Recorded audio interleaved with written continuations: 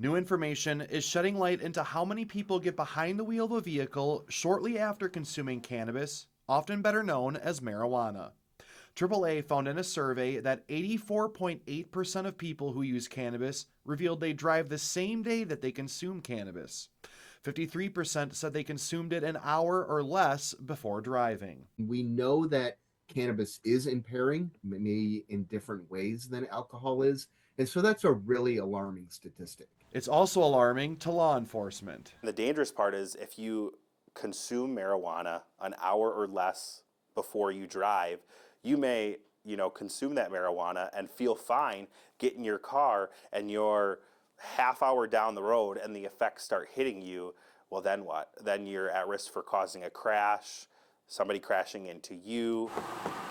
More than 19% of respondents said they believe their driving is much better after consuming cannabis. Wisconsin has a zero tolerance policy when it comes to driving under the influence of substances like marijuana. State law says it's illegal to operate a motor vehicle with any detectable amount of a restricted controlled substance like cannabis in the blood.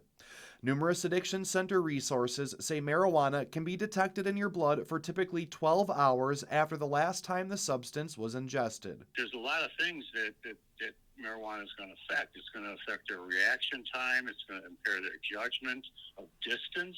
It's going to decrease their coordination. Lawrence Nikodem, a clinical addictions counselor of more than 40 years, says depending on the test, cannabis can remain elsewhere in your body, like in your hair, for much longer periods of time, sometimes months. The overall message from law enforcement and others is to not drive while high. Andrew Mertens, Fox 11 News.